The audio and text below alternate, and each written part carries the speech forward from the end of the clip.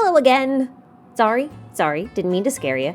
I just wanted to pop in and say that, thanks to so many of you leaving insightful comments on the last video, I thought it would be a good opportunity to revisit the whole timeline debate in Enkanomiya.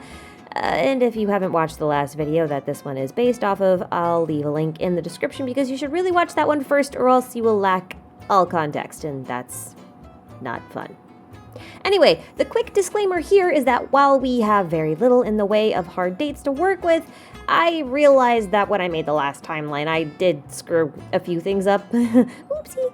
So I'm presenting this new version, which contains both confirmed dates and events which you can reference on the Genshin Wiki timeline page, as well as a few assumptions of my own.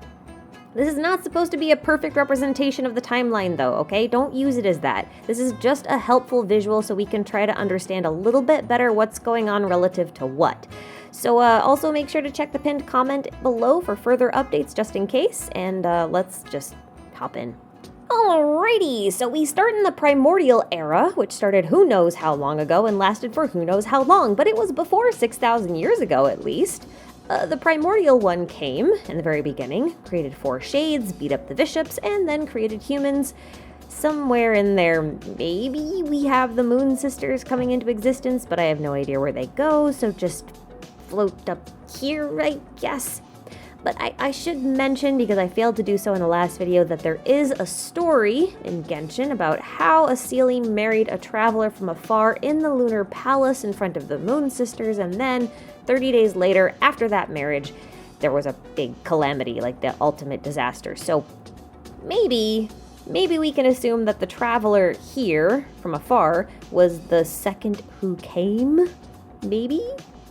It's as good of a guess as any, I guess. But anyway, now we have the second throne, which then comes with some disaster, which then results in Enkanomiya falling beneath the sea. So new timeline puts this over 6,000 years ago, I think. This is also just an estimate again. And 6,000 years ago is our first real date relative to the present, thanks to Zhongli. So then the next date that we have established is about 3,700 years ago when Liyue Harbor was supposedly established.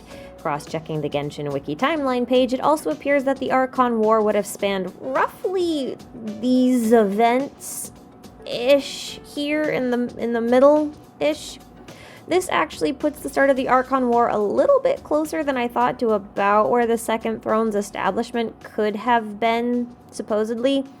So I'm still kind of holding my position that the Second Throne and the Archon War are related. I realize now that I am in the minority with that opinion, and that is okay! We are still waiting on more info, and if I'm wrong, that's fine. I will correct it then. But in the meantime, theory, it's a theory. Okay, so around 2,600 years ago, again, these years are pretty rough estimates with a lot of room to move, Urabashi retreats to the Dark Sea because he's losing in a battle, or he just doesn't want to fight, or he runs away, I don't know, who knows. And anyway, he falls into the Serpent's bowels because the seal of the Primordial One weakened. So he stays down there for a while, at least for a few hundred years, I'm gonna guess. That's not confirmed anywhere, that's my guess. So then around maybe 2,000 years ago, he returns to the surface, he attacks Yashiori Island, and then he gets killed by Raiden A. This is near the end of the Archon War, give or take a few years or a few hundred years. It's such long periods of time, right? We're working with huge spans of time. Anyway, and then you'll see at the very end of this timeline that Conria is destroyed 500 years ago. That's just there for reference, context.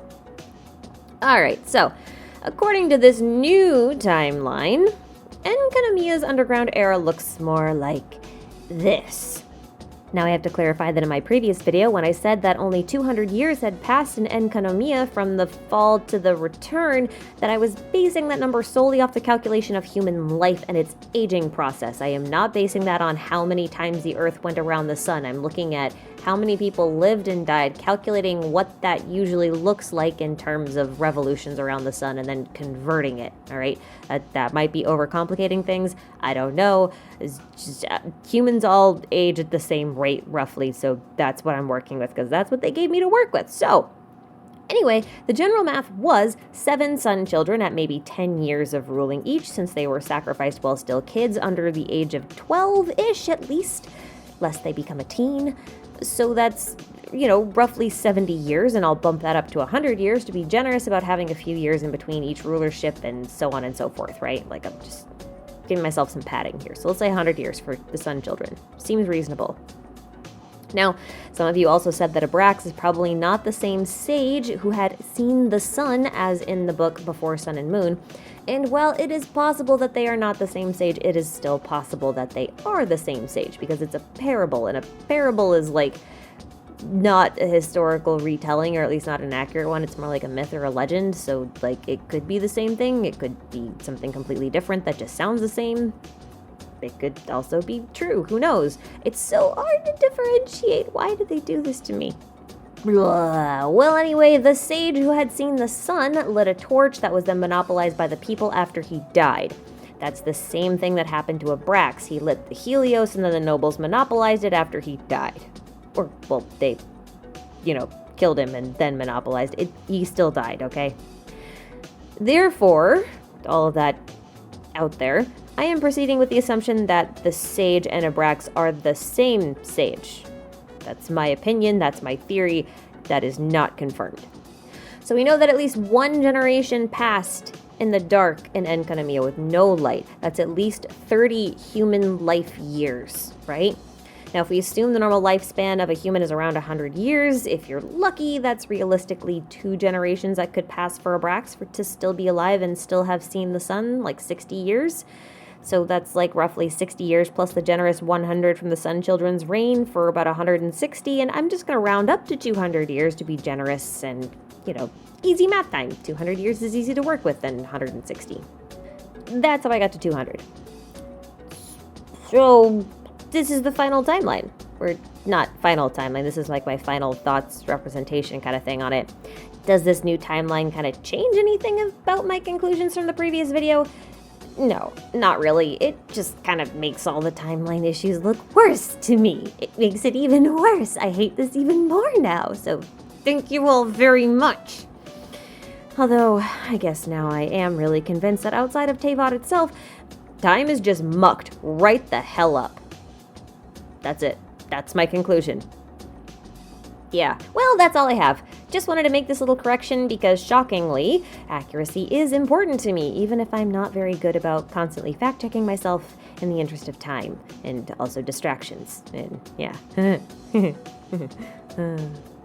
So, thanks for watching. I'll see you all in the next one. Bye!